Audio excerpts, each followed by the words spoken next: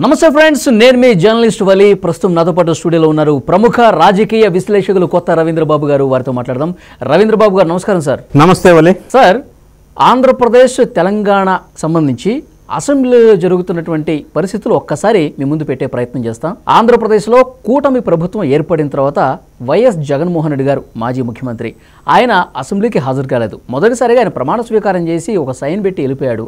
అప్పటి నుంచి కూడా ఏ సమావేశానికి ఆయన హాజరు కాలేదు. ఇక్కడ తెలంగాణలో కూడా మాజీ ముఖ్యమంత్రి కేసీఆర్ గారు, ఆయన కూడా ఫస్ట్ ఏదో ఆరోగ్యం బాగాలేదని చెప్పి అనారోగ్య కారణాలతో కొన్ని రోజులు రెస్ట్ తీసుకున్నారు. తర్వాత ఫామ్ హౌస్గా పరిమితమయ్యారు. తర్వాత జరిగిన అసెంబ్లీ సమావేశాలకు కూడా ఆయన రాని పరిస్థితి. సో ఈ రెండు రాష్ట్రాల మాజీ ముఖ్యమంత్రులు అసెంబ్లీకి కొన్ని సెషన్స్ రాని నేపథ్యంలో అసలు రూల్స్ ఏం చెప్తున్నాయి? కొన్ని రోజులు రాకపోతే వాళ్ళ శాసన సభ్యత్వాన్ని రద్దు చేసే ప్రక్రియ ఏమన్నా ఉంటుందా, ఉండదా? ఏం జరిగే అవకాశం ఉంది? వలి, ఇప్పుడు రెండు తెలుగు రాష్ట్రాలలో ప్రధానమైన భావ సారూప్యమైన విషయం ఏదన్నా ఉందా అని పరిశీలన చేసినప్పుడు మాజీ ఇద్దరు ముఖ్యమంత్రులు గురు శిష్యులు లేదా ఫ్రెండ్స్ రెండు తెలుగు రాష్ట్రాల్లో అసెంబ్లీకి నేను వెళ్ళా అని డుమ్మా కొట్టి ఇంట్లో కూర్చున్నారు. ఒకరు ఫామ్ హౌస్లో కూర్చున్నారు, ఒకరు బెంగళూరులో కూర్చున్నాడు, ఒకరు ప్రెస్ మీట్లు పెడుతున్నారు, ఒకరు ఎప్పుడో నోటికి కొట్టుకోసారి బయటకు వస్తూ ఉన్నారు. ఈ విషయాలను పరిశీలించినప్పుడు జగన్ రెడ్డి గారు గతంలో లండన్ వెళ్ళటానికి ముందు ప్రెస్ మీట్ ఒకటి పెట్టారు. పెట్టిన సందర్భంలో మీలాంటి విలేకరు ఒక క్వశ్చన్ అడిగారు, అసెంబ్లీకి వెళ్ళొచ్చు కదా అని. అసెంబ్లీకి వెళ్తే నాకు మైక్ ఏరు, ఇక్కడైతే ఇంట్లో కూర్చొని ప్రెస్ మీట్ 1.5 hours పెట్టుకుంటా, నేను వెళ్ళను అసెంబ్లీలో, ఎవరిని వెళ్ళనీను అన్నాడు. అప్పుడు విలేకరు ప్రశ్నించారు, వెళ్ళకపోతే ఎట్లా సార్, అనర్హత వేటు వేస్తారు కదా అని అడిగారు. ఆయన చెప్పిన సమాధానం ప్రెస్ మీట్లో ఏందో తెలుసా? నన్ను అనర్హత వేటు వేస్తాడా? ఎవడోడి వేయమని చూస్తాను, ఎట్లా వేస్తారో చూస్తానన్నా, ఏమని చెప్పు, ఎవరు వేస్తారు ఏమని చెప్పు అన్నాడు. సో ఈ సంఘటన ప్రెస్ మీట్ చూసిన తర్వాత నాబోటి వాళ్ళు మీ బోటి వాళ్ళు కొంతమంది దాని మీద సుదీర్ఘంగా అధ్యయనం చేయడం జరిగింది. ఎందుకు ఆ విధంగా ఆయన ఛాలెంజ్ చేశాడు ప్రెస్ మీట్లో? నేను వెళ్ళని ఎవడేస్తాడు, అనర్హత వేటు వేయండి అంటాడా? అంటే అసెంబ్లీలో వెళ్ళమని ప్రజలు ఓట్లేస్తే, నియోజకవర్గ ప్రజలు ఓట్లేస్తే, ఎమ్మెల్యేగా గెలిపిస్తే నువ్వు ఇంట్లో కూర్చుంటే, నీ తరం మొత్తం ఇంట్లో కూర్చుంటే ఓకేనా? Is it acceptable? First question. అది నైతికంగా మోరల్గా ఏ విధంగా చూసుకున్నా తప్పే, అది వేరే విషయం.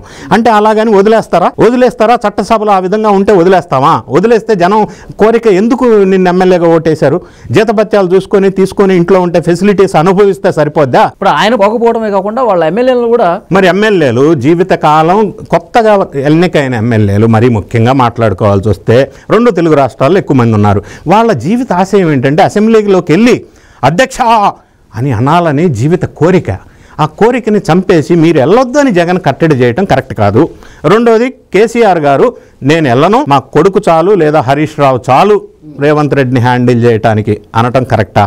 కేసీఆర్ గారు ఎందుకు వెళ్ళకపోవట్లేదు అని అంటే, రేవంత్ రెడ్డి గారు చీఫ్ మినిస్టర్ అయితే నేను అసెంబ్లీకి వెళ్ళటం ఏందని చిన్న చూపా? నాకు ప్రజలు ఓట్లేదు, తిరస్కరించారన్న ఫ్రస్ట్రేషను, నిరాశ, నిస్పృహ లేదు. కేసీఆర్ గారు ఎప్పుడు కూడా వ్యూహాత్మకమైన నిర్ణయాలు తీసుకుంటారు. తెలంగాణ ఉద్యమ సారథి ఆయన, మంచి వ్యూహకర్త. ఆ వ్యూహంలో భాగంగా అసెంబ్లీకి వెళ్లకుండా సైలెంట్గా ఉన్నారా? లేదు, కేటీఆర్ గారిని ఎలివేట్ చేయడానికి ఆయనకి హ్యాండ్ ఓవర్ చేసి నువ్వు హ్యాండిల్ చేయ అసెంబ్లీ అని భాగంగా అన్నారా? ఇది తెలంగాణ అంశం.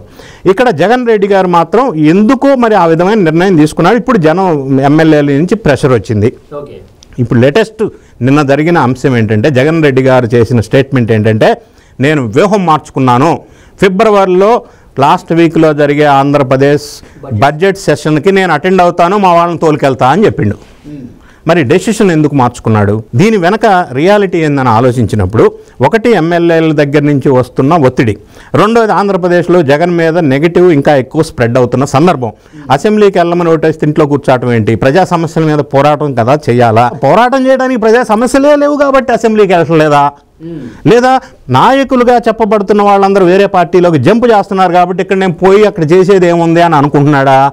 ఇన్ని రకాల నెగటివ్స్ వస్తున్నాయని ఆయనకు ఉన్న కాన్ఫిడెన్షియల్ రిపోర్ట్ చేసుకొని వ్యూహం మార్చుకొని అసెంబ్లీకి వెళ్తున్నారు. అంటే భయపడి ఆయన అసెంబ్లీలోకి వస్తున్నాడు. Naturally, obvious, this is the latest decision taken by the Jagan Reddy. Next మీరు అడిగారు వెళ్ళకపోతే ఏమవుతుంది? జగన్ రెడ్డి గారు క్వశ్చన్ చేశారు కదా. మనం ఒక్కసారి రూల్స్ రెగ్యులేషన్స్ పరిశీలించినట్టయితే అసెంబ్లీలోకి ఇట్లా వెళ్లకుండా ఉంటే 3 కారణాల వల్ల స్పీకర్ గారికి డిస్క్వాలిఫై చేసే అవకాశం, అధికారం, పవర్స్ ఉన్నాయి. ఒక కండిషన్ ఏంటంటే యాంటీ డిఫెక్షన్ లా ప్రకారం ఒక ఎమ్మెల్యే ఒక పార్టీ గుర్తు మీద ఒక పార్టీ తరఫున గెలిచిన తర్వాత పార్టీ కనుక ఫిరాయింపులు చేస్తే యాంటీ డిఫెక్షన్ లా ప్రకారం ఆ ఎమ్మెల్యేని అనర్హత వేటు వేసే అధికారం స్పీకర్ గారికి ఉంది. దీనికి ఎగ్జాంపుల్గా తీసుకుంటే తెలంగాణ రాష్ట్రంలో బీఆర్ఎస్ నుంచి గెలిచిన 10 మంది కాంగ్రెస్లోకి వెళ్ళారు. దాని మీద యాంటీ డిఫెక్షన్ లా కింద అది పక్క పార్టీలోకి జంప్ అయిన సందర్భంలో వాళ్ళని డిస్క్వాలిఫై చేయమని బీఆర్ఎస్ పార్టీ స్పీకర్ గారికి విన్నవించుకోవడం జరిగింది. స్పీకర్ గారు సహజంగా స్పందించలేదు. ఎక్కడైనా అది జరుగుతుంది. వీళ్ళు వెంటనే కోర్టుకు వెళ్ళారు. నిన్న 2 days బ్యాక్ కోర్టు జడ్జిమెంట్ ఇచ్చింది. ఎంతకాలం వెయిట్ చేయాలా? చట్టంలో ఏం చెప్తుందంటే with in a reasonable time speaker has to take a decision, appropriate decision. Court మొన్న 2 days బ్యాక్ ఏమందంటే స్పీకర్ ఎంత టైం తీసుకుంటారు, డెసిషన్ తీసుకోవాలి కదా అని వ్యాఖ్యానం చేయడం జరిగింది. ఇదొక కండిషన్ వల్ల స్పీకర్ డిస్క్వాలిఫై చేయొచ్చు. రెండో కండిషన్ ఏంటంటే ఏ ఎమ్మెల్యే మీద కానీ లేదా ఏ ఎంపీ మీద కానీ చట్టసభల్లో ఏదైనా కోర్టు మినిమం 2 సంవత్సరాలు శిక్ష గనక విధిస్తే, శిక్ష గనక విధిస్తే ఆ సదరు ఎమ్మెల్యేని లేదా ఎంపీని డిస్క్వాలిఫై చేయడానికి స్పీకర్కి అధికారం ఉంది. దీన్ని ప్రస్తావించినప్పుడు మీరు గమనించాలా, నేను కోర్టు శిక్ష విధిస్తే అన్న, అక్యూజ్డ్ కాదు.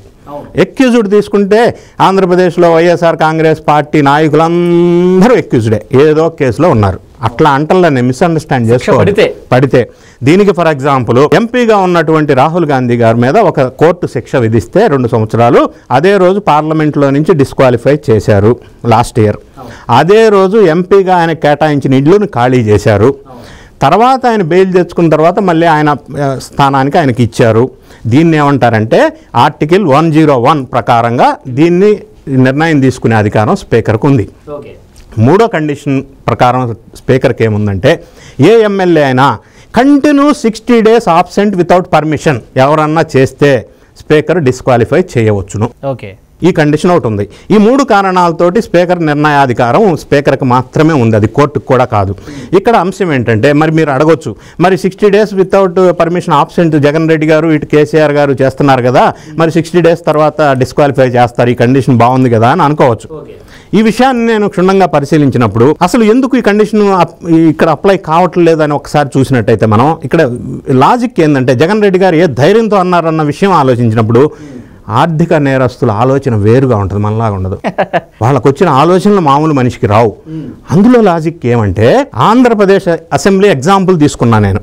జగన్ రెడ్డి గారు మాట్లాడిన మాటకి బేస్ ఏంది, లాజిక్ ఏంది, సబ్జెక్ట్ ఏంది, కంటెంట్ ఏంది అని చూడటం కోసం జగన్ రెడ్డి గారు పరిపాలించిన 5 సంవత్సరాల విధ్వంసకాండ ఆంధ్రప్రదేశ్లో 1 సంవత్సరం అసెంబ్లీ 22 రోజులు పెట్టారు, ఇంకొక సంవత్సరం 24 రోజులు పెట్టారు, ఇంకొక సంవత్సరం 34 రోజులు పెట్టారు, ఇంకొక సంవత్సరం 30 రోజులు పెట్టారు, ఇంకొక సంవత్సరం 27 రోజులు పెట్టారు. 60 days పెట్టినా పెట్టలా. అంటే ఒకే దఫానా, ఒకే సెషనా? పర్ ఇయర్ ఒక్క సెషన్ కాదు, పర్ ఇయర్. సో నేను 60 days అసెంబ్లీయే జరగలేదు, ఇంకా 60 days నేను ఆబ్సెంట్, క్వశ్చన్ డజంట్ అరైజ్, ప్రశ్నే ఉత్పన్నం కాదుగా, నన్ను ఎవరు డిస్క్వాలిఫై చేస్తారు? అది క్రిమినల్ బ్రెయిన్ థింకింగ్ అంటే. సో ఇప్పుడు వీళ్ళని ఎవరినైనా సరే ఎమ్మెల్యేలని డిస్క్వాలిఫికేషన్ ఈ క్లాజ్ కింద చేయాలంటే ఆ పర్టికులర్ రాష్ట్ర ప్రభుత్వాలు 60 daysకి తగ్గకుండా అసెంబ్లీ నిర్వహించమనండి ఫస్ట్. సెకండ్ ఎవరైతే ఇప్పుడు 1 సంవత్సరంలో 60 రోజులు పెట్టే అవకాశం ఉందా? ఎస్ వర్షాకాల సమావేశాలు, శీతాకాల 3 సమావేశాలు పెట్టవచ్చు. గతంలో ఇప్పుడు ఈ 15 years బ్యాక్ మనం పరిశీలించినట్టయితే ప్రతి గవర్నమెంట్ కూడా 60 days 70 days పెట్టిన సందర్భం ఉంది. ఇప్పుడు ఈ మధ్య కాలంలో ఈ ట్రెండ్ జరుగుతూ ఉంది, షార్ట్ చేస్తూ ఉన్నారు, రకరకాల రీజన్స్. అంటే 1 సంవత్సరంలో 50 రోజులు జరిగింది అనుకోండి సార్, 50 రోజులు ఏం రాలేదు, మళ్ళీ ఆ సంవత్సరం వ్యాలిడిటీ పోతుందిగా నెక్స్ట్ ఇయర్కి. అదే ఆ క్లాజ్ బేస్ చేసుకునే వీళ్ళు ఆ ధైర్యంతో మాట్లాడుతున్నారు. ఇప్పుడు నేనేమంటానంటే సపోజ్ ఫర్ ఎగ్జాంపుల్ ఒక ఊహాజనితమైన ఒక ఆలోచన చేద్దాం మనం. ఏదన్నా 2 గవర్నమెంట్ తెలంగాణ కానీ ఆంధ్రప్రదేశ్ కానీ ఈ పర్టికులర్ సంవత్సరంలో 65 days అసెంబ్లీ నిర్వహించింది అని అనుకుందాం.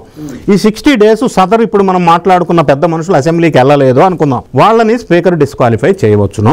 కాకపోతే సబ్జెక్ట్ టు కండిషన్, ఆ కన్సర్న్డ్ పార్టీ లేదా ఆ ప్రభుత్వం ఒక నిర్ణయం తీసుకోవాలి, వ్యూహాత్మకమైన సాహసోపేతమైన నిర్ణయం. ఫర్ ఎగ్జాంపుల్ కేసీఆర్ గారిని డిస్క్వాలిఫై చేస్తే తెలంగాణ రాష్ట్రంలో రాజకీయ పరిస్థితులు కాంగ్రెస్కి ఫేవర్గా ఉంటాయా, బీఆర్ఎస్కి నష్టమా, దీనికి లాభమా అనే లెక్కలు సరిచూసుకొని చాలా సాహసోపేతమైన నిర్ణయం తీసుకోవాలి. అది తీసుకోగలరా అనేది అది సపరేట్ మళ్ళీ సబ్జెక్ట్. సో ఇన్ని అంశాలు ఇందులో ఉన్నాయి కాబట్టి జగన్ రెడ్డి గారు ఈరోజు నెక్స్ట్ బడ్జెట్ సెషన్కి వెళ్తాను ఫిబ్రవరి ఎండింగ్లో అని చెప్పిన సందర్భాన్ని దీని వెనక ఇన్ని రీజన్స్ ఉన్నాయి. అక్కడ ప్రెషర్ ఉంది, పార్టీ పరిస్థితి అధ్వానంగా ఉంది, మునిగిపోతా ఉంది, పార్టీ నాయకులు వెళ్ళిపోతున్నారు, ఇప్పటికే అసెంబ్లీకి వెళ్ళకపోతే పరిస్థితి దారుణంగా ఉండేది అవకాశం ఉంది అని చెప్పి ఆయన నిర్ణయం తీసుకోవడం. ఆయన పార్టీ నాయకుల మీదే నాయకులు కూడా తీవ్ర వ్యతిరేకత ఉన్నారు జగన్మోహన్ రెడ్డి గారి నిర్ణయం మీద. కాబట్టి వాళ్ళందరూ ఎమ్మెల్యేలు కూడా ప్రెషర్ ఉంది కాబట్టి, గ్రౌండ్ లెవెల్లో పబ్లిక్లో వ్యతిరేకత వస్తుంది కాబట్టి ఆయన తీసుకున్న నిర్ణయం వల్ల ఈరోజు ఆయన డెసిషన్ మార్చుకున్న డెసిషన్ స్వాగతిస్తూ ఆయన అసెంబ్లీలోకి వెళ్ళి ప్రజా సమస్యలు ఒకవేళ ఉంటే ఇఫ్ ఎనీ ఆయన ప్రస్తావిస్తే ఎన్డీఏ గవర్నమెంట్ వాళ్ళు తగు విధంగా ఆన్సర్ ఇస్తే ప్రజలు కూడా అందరూ ఆంధ్ర రాష్ట్ర ప్రజలు చూడాలి. అసెంబ్లీకి హాజరైన పూర్తి స్థాయి రోజులన్నీ కూడా ఆయన ఉండే అవకాశం ఉందంటారా? నాకైతే అనుకోవట్లేదు. ఎందుకంటే 11 స్థానాలు ఒక మూలకి వైఎస్ఆర్ కాంగ్రెస్ పార్టీకి కేటాయించిన పరిస్థితుల్లో అవమాన భారంతో ఏమన్నా 1-2 గంటలు కూర్చొని నామకి వస్తే అది రీజన్ కాకూడదు. మీరు ఒక ఎగ్జాంపుల్ తీసుకోండి. గతంలో తెలంగాణలో పి జనార్దన్ రెడ్డి గారు ప్రతిపక్ష నాయకుడుగా ఉన్నప్పుడు ఎన్ని సీట్లు ఉండే? ఆయన అసెంబ్లీకి వెళ్ళలేదా? గతంలో చంద్రబాబు నాయుడు గారికి 18 సీట్లు వచ్చినప్పుడు ఆయన అసెంబ్లీకి వెళ్ళలేదా? ఆయన 23 అప్పుడు అసెంబ్లీకి వెళ్ళలేదా? వెళ్ళారు కదా. సో సీట్లు తక్కువ వచ్చినాయి కాబట్టి అసెంబ్లీలోకి వెళ్ళడం మాట్లాడడం అనేది థింకింగ్ కరెక్ట్ కాదు. సీట్లు ఎన్ని వచ్చినా ఎంతమంది గెలిచినా ప్రజల నిర్ణయాన్ని purpose of electing you as an MLA by your people, by your voters. You have to fulfil that కదా. నువ్వు దాన్ని ఫుల్ఫిల్ చేయలేనప్పుడు నువ్వు ఎందుకు అసలు ఎమ్మెల్యే పొజిషన్కి? ఈ మాట జగన్ రెడ్డి గారి చెల్లెలు షర్మిళ గారు పదే ప్రెస్లో ప్రస్తావించడం జరిగింది. ఎమ్మెల్యేకి అసెంబ్లీకి వెళ్ళినప్పుడు ఆ పదవి ఎందుకు అని ఆమె ప్రశ్నించడం జరిగింది. అదే ప్రశ్న ప్రజలు కూడా వస్తుంది కదా. ఈ కారణాల వల్ల ఆయన తీసుకున్న నిర్ణయం మనం స్వాగతిస్తూ ఆయనకి వెళ్ళి మళ్ళీ అసెంబ్లీలో ఆయన ఏం ప్రస్తావిస్తాడో అందరూ వెయిట్ చేయాలా, చూడాలనేది అందరి కోరిక. ఎస్, చూద్దాం సార్. ఒక బాధ్యతాయుత ఎమ్మెల్యేగా ఆయన వ్యవహరించాలని కోరుకుందాం నెక్స్ట్ అసెంబ్లీ సెషన్లో. Thank you very much Ravindra. Thank you.